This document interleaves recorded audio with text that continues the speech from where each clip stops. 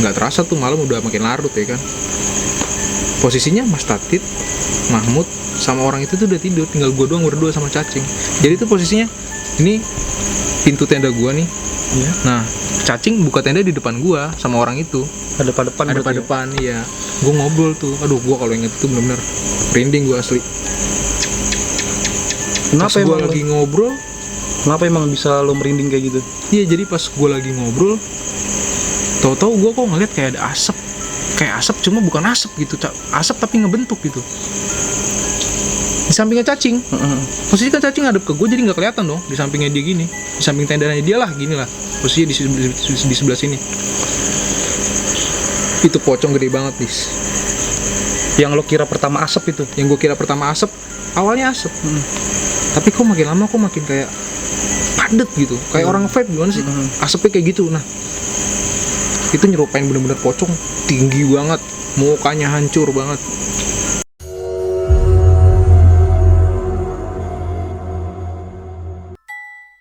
Jadi akhirnya cacing gabung tuh sama orang itu di tendanya dia. Nah, akhirnya kita ngobrol-ngobrol, ngopi-ngopi, masak, makan segala macem. Nah, nggak terasa tuh malam udah makin larut ya kan. Posisinya Mas Tatit, Mahmud sama orang itu tuh udah tidur, tinggal gue doang berdua sama cacing. Jadi tuh posisinya ini pintu tenda gue nih. Iya. Nah, cacing buka tenda di depan gue sama orang itu. Ada depan. Iya. Gue ngobrol tuh. Aduh, gue kalau inget itu bener-bener merinding gue asli. Kenapa emang bisa lo merinding kayak gitu? Iya, jadi pas gue lagi ngobrol, tahu-tahu gue kok ngeliat kayak ada asap, kayak asap cuma bukan asap gitu, asap tapi ngebentuk gitu. Di sampingnya cacing. Posisi kan cacing ngadep ke gue, jadi nggak kelihatan dong. Di sampingnya dia gini, di samping tendanya dia lah, gini lah. Posisinya di sebelah sini. Itu pocong gede banget, Dis. Yang lo kira pertama asap itu? Yang gue kira pertama asap, awalnya asap. Tapi kok makin lama kok makin kayak padet gitu, kayak orang vape gimana sih? Asapnya kayak gitu. Nah, itu nyerupain bener-bener pocong, tinggi banget, mukanya hancur banget. Pokoknya yang gue teges ini, itu matanya udah agak, maaf ya, agak di pipi gitu. Gue langsung Jatuh gitu berarti? nggak jatuh tapi ngandoy lah di pipi gitu. Udah gitu gue langsung, aduh, cing, kemudian kita tidur. Gue bilang gitu, lah, lu ngapa bos tidur? Lu temenin gue dulu lah, gue nggak bisa tidur ini. Udah, cing, tuh gue ngobrol kayak gitu sama cacing. Posisi dia masih ada, Dis, Di sebelah tenda? di sebelah tendanya cacing itu dia masih ada. Gue udah nggak kuat, udah, cing, lu kalau mau begadang sendiri. Gue langsung tidur, gue tutup langsung tuh sleting tenda, gue tutup. Gue tidur pakai sleeping bag, gue tidur, lampu gue nyalain. Mungkin cacing udah tidur saat itu, tapi malah gue yang nggak bisa tidur.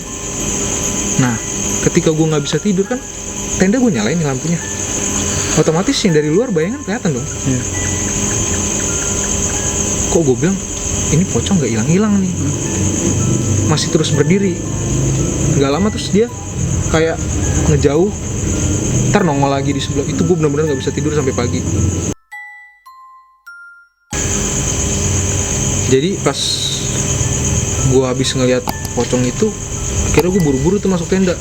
Gue buru-buru amat dah, cacing mau gimana. Akhirnya gue kalau mau ngomong juga, cacing ntar yang ada jadi paranoid kan. Akhirnya gue tutup aja tenda tuh. Gue niatan untuk tidur tuh akhirnya. Cuma kok gue malah nggak bisa tidur nih. Akhirnya gue nyalain lampu tuh di tenda, gue nyalain lampu biar gue agak tenang lah, biar nggak horor-horor banget. Nah udah gitu pas gue tidur, ini gue ngeliatin ke depan tenda itu, siluet si pocong itu masih ada, Dis. Nggak lama dia ngilang, ntar nongol lagi di sisi yang lain, sampai gue denger ada suara kayak gitu terus tuh sampai jam 2-an kalau nggak salah. Gue udah baca Al-Fatihah segala macem, dan gue akhirnya gue udah capek, udah gue tidur. Nah pas udah pagi timbul lagi tuh permasalahan satu tuh. Yang gue inget semalam masih ada air 1 liter sama sisa setengah liter tuh. Posisinya kan di salak gitu nggak ada air ya. Iya. Nah akhirnya gue nanya dong ke yang lain, ini air siapa yang make? Kok tinggal segini? Kok nggak tahu kok. Botolnya hilang sebotol-botolnya, Dis. Otomatis gue cuma punya satu botol kan. Nah udah gitu gue ngeliat tuh di sebelah, kan di puncak Salak tuh ada makam ya. Di sebelah makam itu ada kayak bak gitu, apa, betep, kalau orang bilang betep. Dia ada genangan airnya gitu. Nah gue mau nggak mau gue ambil lah tuh air yang itu, gue minum sama anak-anak buat masak segala macam, gue ngambil dari situ. Nah gobloknya gue pas lagi turun, pas sudah mulai turun tuh, botolnya ketinggalan yang 1 liter itu. Jadi gue nggak bawa air tuh turun. Pas mau nyampe puncak Bayangan, air tadi sama siapa ya? Lah nggak sama gue, wo. Lah nggak sama gue. Lah terus gimana? Terus sama siapa? Kagak ada, wo. Waduh, apa kita minta aja sama orang yang semalam ngecamp sama cacing? Gue bilang gitu. Soalnya posisi dia masih di belakang, Dis. Gue tungguin, nggak datang tuh orang. Yang mendaki sendiri itu. Yang mendaki sendiri itu. Posisi tuh gue di puncak cuma 2 tenda doang loh. Nggak ada orang lain loh. Gue tungguin kok nggak nongol nih orang nih. Akhirnya ya udahlah, mungkin dia mau ngopi dulu apa mau gimana dulu, nggak tahu dah. Kira gue jalan tuh ke bawah. Gue turun, sepanjang perjalanan kan haus ya, mamut ngedrop lagi tuh, mamut di situ posisinya. Udah posisinya ngedrop lagi, jalan kita setapak. Nah di pos Bayangan ini mamut jatuh, abruk Di puncak Bayangan. Puncak Bayangan. Dia jatuh, abruk, udah, wo, gue nggak kuat nih, istirahat dulu. Yaudah mau istirahat dulu, santai. Gue mau masak gimana, air nggak ada. Mana gue lapar banget, mamut ngomong gitu. Ya gimana, Mut, kita nggak ada air. Gue bilang kan, gimana ya, tumben-tumbenan lo. Biasanya gue bukan tipikal orang yang suka yang laparan gitu, tapi ini gue sekarang lapar banget, bener-bener kayak orang puasa, kata dia gitu. Nah akhirnya udahlah, mau nggak mau udah gadoin mie gue kremes, dan Mut makan ini aja. Nggak taunya malah makin aus nih abis makan mie itu. Salahnya tuh di situ, kita bawa makanan yang instan doang. Udah gitu kita ya udahlah, mau gimana lagi. Nah jalan nggak lama, ya 10 meter lah, nemu kobangan tuh di tanah tuh. Waduh, kobangan nih, gue bilang. Belum ada yang nginjek tuh, karena emang gak ada pendaki, Dis. Gue doang berdua tuh sama yang orang yang sendiri itu di puncak. Nah udah gitu gue akhirnya minum lah tuh air, mau gak mau gue seruput gitu aja, udah kayak binatang dah sama anak-anak. Daripada gue kehausan terus terjadi hal yang enggak kan, mendingan gue kayak gitu aja. Begitu jalan tuh, turun lagi. Nah pas turun ini, duh, gimana nyetainnya ya, si Mahmud ini kayak udah orang kayak udah nggak bertenaga gitulah. Akhirnya apa, Mahmud dibopong sama Mas Tatip. Akhirnya gue bawa keril, terus gue bawa depek di depan, cacing bawa keril tuh 2. Udah gitu posisinya, akhirnya si Mas Tatip udah minta gantian nih, Bu, gantian ya, Bu. Ya udah Mas, sini gue yang gotong. Udah gitu lu bawa nih keril sama depek. Iya, gantian ya. Iya. Nah udah gitu pas gue gendong Mahmud nih, itu gue udah bener-bener capek banget nih, udah bener-bener dengkul gue udah ngilu. Gimana sih orang turun gunung kan ngilu banget dengkul ya. Udah gitu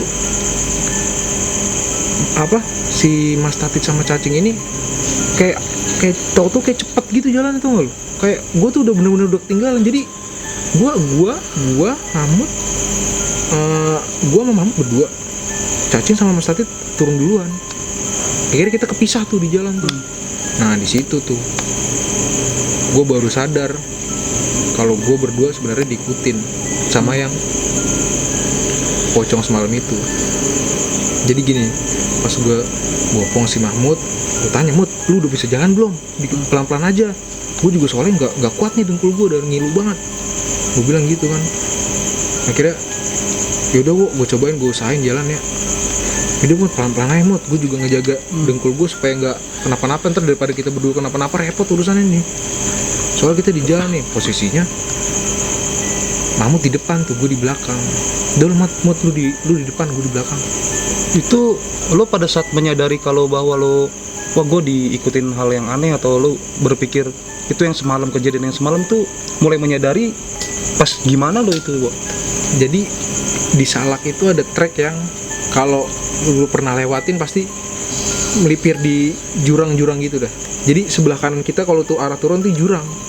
Terus ada jalan setapak kecil, ada pohon tumbang gitu lah, kita naikin pohon gitu, kayak jembatan gitu jadinya. Nah itu gue ngeliat kalau sebelah kanan kan jurang, di sebelah kiri ini rawa. Pas gue lihat itu ada lagi nih pocong itu nih.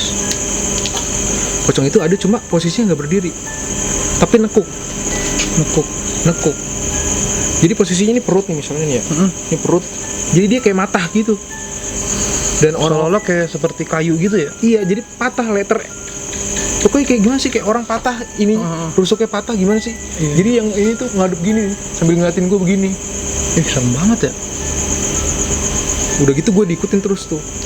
Gue liat astagfirullahaladzim, itu makin jelas di situ penampakannya. Dan yang orang bilang pocong itu loncat, ya gue nggak tahu ya dia loncat apa nggak. Kayak yang gue lihat sih nggak loncat, dia itu terbang, ngapung gitu. Terus gue jalan, gue ngeliat ke kiri masih ada, sambil dia kayak agak senyum gitu ke gue sampai nyebut astagfirullahaladzim. Mahmud juga di posisinya di satu posisi, Mahmud juga nggak bisa cepat-cepat kan jalan karena posisi dia lagi sakit gitu. Itu berarti posisinya Mahmud juga ngelihat atau enggak itu? Mahmud nggak ngelihat. Mahmud nggak ngelihat Pas gue tanya. Dan lu juga ditinggal sama rombongan lu yang di depan itu ya, 2 orang iya, itu ya? ditinggal sama si Mas Tatit sama Cacing. Udah gitu akhirnya setapak demi setapak gue terus diikutin sama pocong itu. Gue udah sampai pucet. Mahmud sampai nanya, kok lu sakit? Kok lu sampai pucet juga sih? Enggak Mut, gue nggak sakit. Apa lu ngeliat yang aneh? Udah Mut, jalan Mut. Dia pengen bilang apa lu ngeliat yang aneh-aneh. Udah langsung gue potong, udah Mut, jalan Mut, gak usah mikirin yang aneh-aneh. Yang penting kita sampai Bajuri dulu dah. Kita udah sampai Bajuri udah aman. Akhirnya gue ngelanjutin tuh perjalanan. Kan kalau di Salak itu nggak ada pos, dia adanya KM, tulisan KM patok gitulah. Nah posisinya gue tiba di yang pas lumpur-lumpur itu. Oh iya. Yang pas lumpur-lumpur tuh udah mau masuk Bajuri tuh. Gue inget banget. Pas udah nyampe lumpur-lumpur itu, emang tuh lumpur dalam banget nih. Pas gue colokin bambu aja tuh, bambu 3 meter sampai turun loh ke bawah, sampai mendelep ke bawah loh. Gue bilang Mut di sini pelan-pelan ya, soalnya ini bahaya nih lumpurnya nih. Gue ngerinya lumpur hidup, kalau lumpur hidup kan kesedot, masalah. Udah gitu jalan tuh kita akhirnya pelan-pelan. Nah pas lagi jalan pelan-pelan gitu kan, gue posisi gue udah capek banget. Gue bawa Mahmud. Dan udah gitu gue nunduk tuh. Pas udah selesai trek lumpur, gue nunduk pas gue begini, astagfirullahaladzim, itu depan gue potong lagi Mas. Nongol lagi si Poci itu. Tapi gue anehnya posisinya Mahmud di depan gue nggak ngelihat sama sekali. Itu gede banget Tis, 2 meter mah ada itu. Itu kira-kira jam berapa? Itu sore. Masih sore jam 4. Itu dia bisa nongolin itu wujud kayak gitu jam 4 sore, bayangin coba. Nah pas udah jalan akhirnya udah Mut, lu udah selesai belum istirahatnya? Udah Wo, ya udah jalan lagi pelan-pelan aja ya. Itu ya kita jalan 5 langkah istirahat, 5 langkah istirahat, 5 langkah istirahat. Udah gitu gue denger bisikan nih, kalian nggak bisa pulang. Kurang lebih gitu dah, kalian nggak bisa pulang ya. Kalian nggak bisa pulang. Gue langsung merinding sadadanya. Gue udah mikir macam-macam campur aduk. Gue udah capek, kaki gue udah sakit, mana lumpur semua sepatu gue. Itu suaranya menyerupai cewek apa cowok? Cowok. Kalau feeling gue sih tuh mungkin si Pongki itu. Yoi. Si Pongki itu kayaknya. Cuma gue nggak tahu juga sih, soalnya di suara doang, nggak nongolin wujudnya gitu. Udah gitu udah Mut, kita jalan lagi Mut. Jalan pelan-pelan. Akhirnya kita sampai tuh di Bajuri tuh. Sampai di Bajuri ada Cacing sama Mas Tatit. Lu kemana aja sih? Lama banget gue tungguin. Lah Mas, ini Mahmud lagi cedera, gue juga sakit kaki gue bilang gitu kan. Ini air nih. Dia udah ngambil air tuh di mata air yang kali itu. Jadi gimana Wu? Ini tinggal bentar lagi nih kita sampai nih. Posisi itu udah jam setengah 6 dis. Setengah enam udah mau gelap lah ya. Udah setengah 6 udah. Posisi gue habis ngeliat yang hal-hal yang nggak jelas kayak gitu, nggak berani gue turun. Gue bilang, mas udah kita nggak camp aja dulu di sini istirahat. Mamut posisinya udah parah. Gue udah nggak memungkinkan lah. Akhirnya kita nge-camp lagi tuh malam itu di Cidahu. Cuma kita bukan yang di pohon jatuh tadi tuh.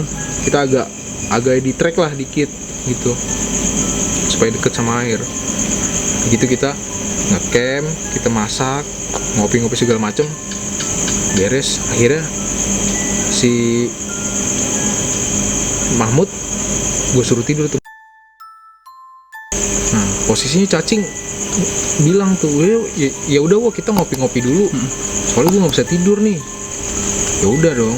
Akhirnya ya udah cing, lu kalau mau ngopi tapi masaknya di dalam. Gue bilang nggak bisa lah, kebakaran tenda yang ada. Ya terus di luar. Ya iya di luar emang apa sih, kata dia. Tumben-tumbenan lu takut, biasanya lu rajin banget kalau masak-masak. Ya udah cing, pokoknya lu masak, lu bukan di tenda, lu masaknya jangan jauh-jauh. Gue bilang gitu. Akhirnya pas cacing buka sleting itu kan digulung gitu ya, tenda itu digulung gitu, tenda gue waktu itu posisinya digulung, baru ada kayak Kaitannya. iya kaitannya lah. Nah pas lagi kegulung-gulung gini, itu pala si pocong nongol lagi nih tepat di pintu tenda itu. Gue langsung astagfirullahaladzim, gue teriak kayak bangun semuanya. Lu kenapa kok? Astagfirullahaladzim, gue nggak berani cerita tuh. Gue masih nggak berani cerita karena gue ngerinya yang lain dihantuin juga, ngeri gue. Malah yang ada kita malah makin parah kondisinya di situ. Nah udah gitu, lu kenapa sih? Lu pengen ngopi nggak nih? Lu teriak-teriak, emang lu ngeliat apaan? Cacing ngomong gitu. Enggak cing. Udah besok gue ceritain. Wah nggak beres nih, kata cacing gitu. Nggak beres nih, emang lu ngeliat apa sih lu? Udah pokoknya besok gue ceritain pas udah sampai bawah. Udah mendingan sekarang lu kalau mau ngopi buruan kelarin tuh kopi. Lu masak tuh air cepetan, kalau udah kelar lu matiin, kita ngopi ngerokok di tenda aja. Ntar kebakaran bodo amat, gue bilang.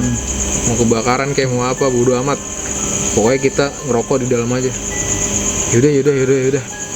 Akhirnya gue ngerokok tuh, ngobrol sama cacing, ngobrol ngalor ngidul. Gue ngeliat jam tuh, jam 1 nih. Udah cing tidur lah, gue bilang udah malam. Ya udah, tadi gue juga udah ngantuk nih. Akhirnya kita tidur lah tuh. Pas kita tidur, cacing bangun gue, wo, megang-megang ini gue, wo. Terus gue bangun, lah, cacing tidur. Gue bingung ya lah. Ini siapa ini yang nyolek gue ya kan? Mas, gua sebelah gue kan Mas Tatit, mas tidur. Mahmud paling pojok tidur, gue lihat. Cacing juga tidur. Terus ya udahlah, mungkin perasaan gue sempat mikir gitu, walaupun gue tahu ini nggak beres nih. Gue sletingin sleeping bag, gue tidur lagi. Nggak lama, wo, lama-lama suaranya berubah. Wah, itu gue langsung sampai merinding nih gue nyatanya. Itu gue langsung mas bangun mas, lu ngapa sih wo? Bangun mas, gue nggak bisa tidur, temenin gue sampai pagi, gue nggak bisa tidur. Gue bilang gitu.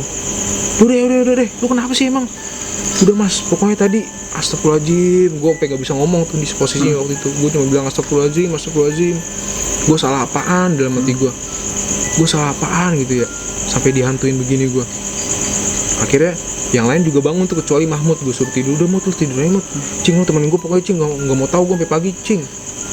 Lu juga mas, temenin gue mas, gue nggak mau tahu nih, pokoknya gue baru tidur besok pagi nih, baru bisa nih, mungkin gue nggak tidur dulu, tidurnya ntar lah pas udah di base camp. Gue bilang yaudah. Akhirnya begadang lah tuh kita tuh.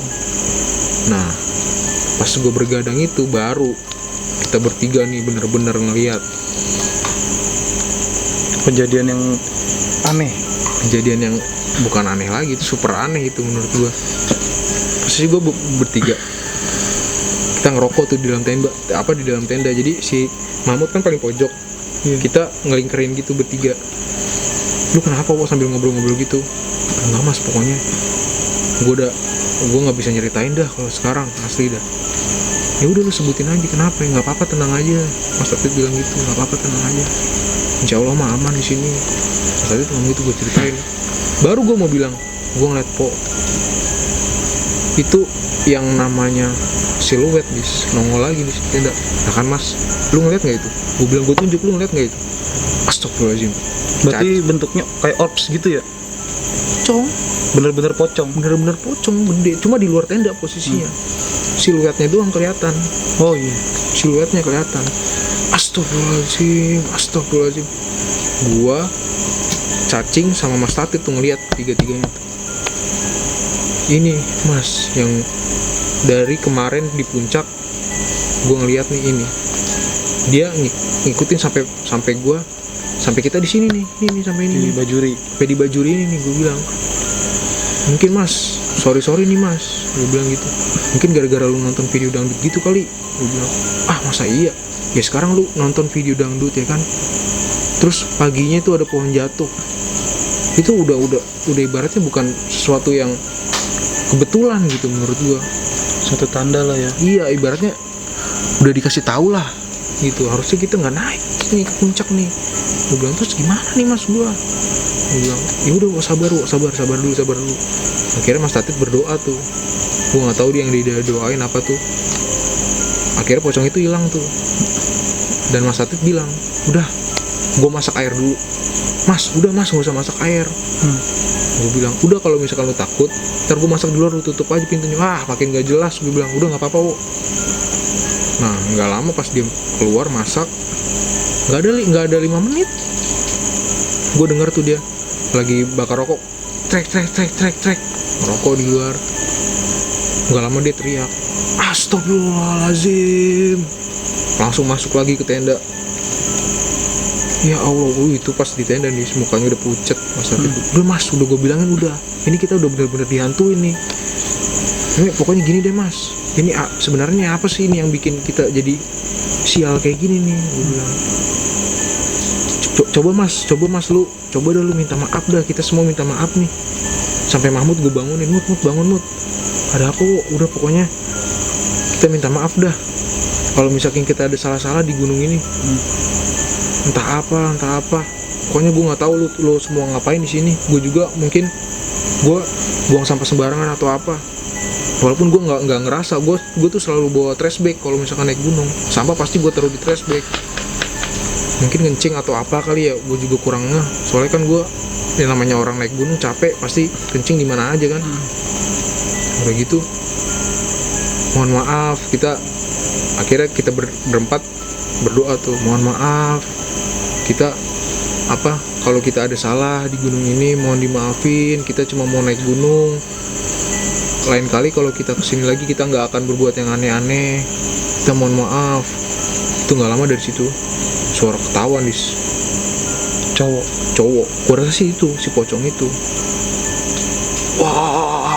Wow, itu keras banget kayak suara monster. Wah, gue udah makin merinding, udah makin gak jelas tuh. Gue berempat-empat tuh Denger semua itu ya? Denger semua. Mahmud yang tadinya gak denger, gak ngeliat, sampai denger ini apaan lu. Udah Mut, besok gue ceritain pas turun.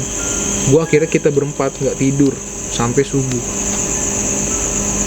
Subuh datang nih, matahari udah kelihatan nih. Dari situ udah gak ada gangguan lagi tuh. Dari situ gue gak pakai pikir, pokoknya kita packing langsung. Kita packing, beresin, langsung kita turun ke bawah. Nah, ada satu hal lagi yang bikin gue aneh. Kok dari awal gue ketemu rombongan tuh cuma 2 gitu, dan sedangkan yang 1 orang ini nggak turun-turun dari Cidahu.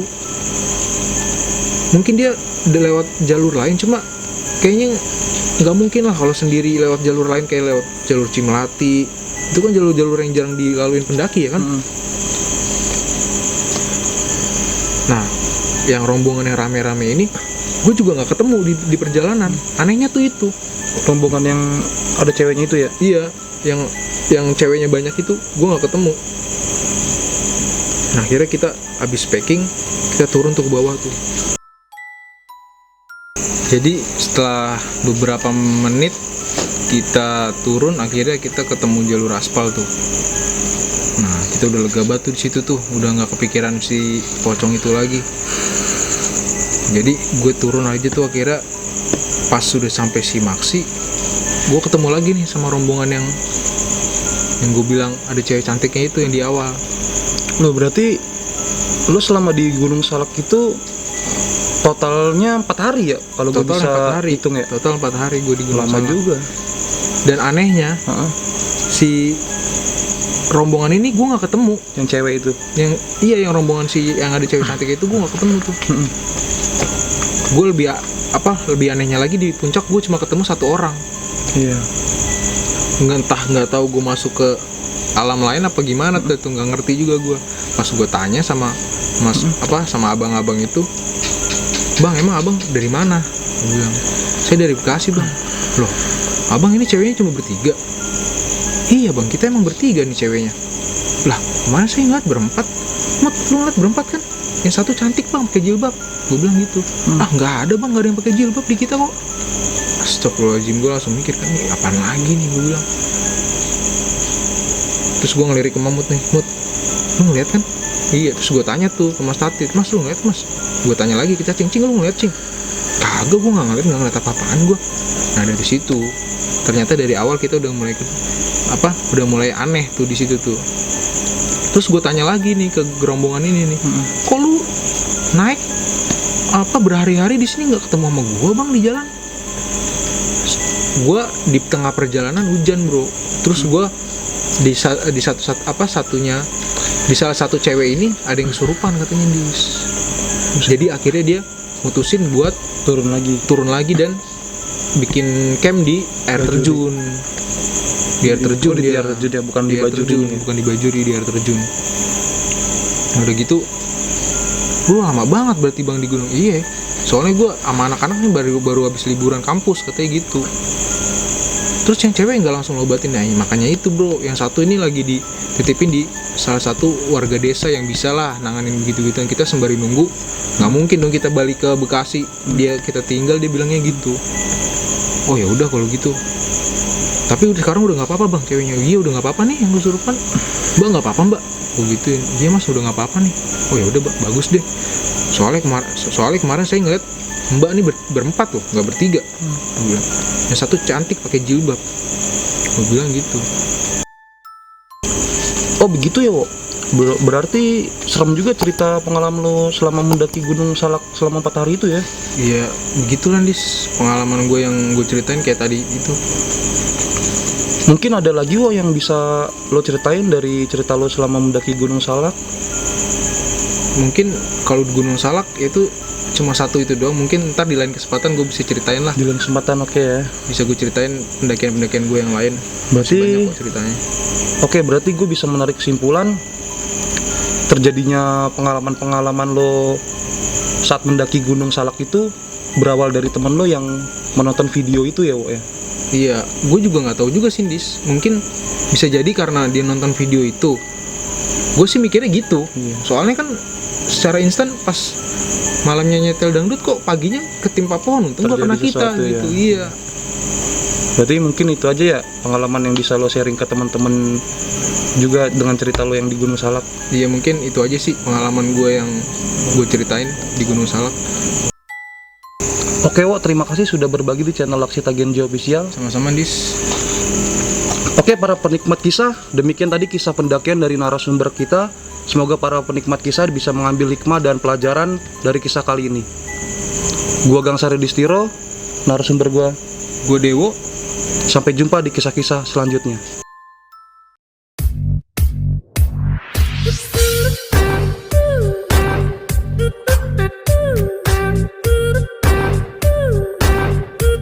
Thank you.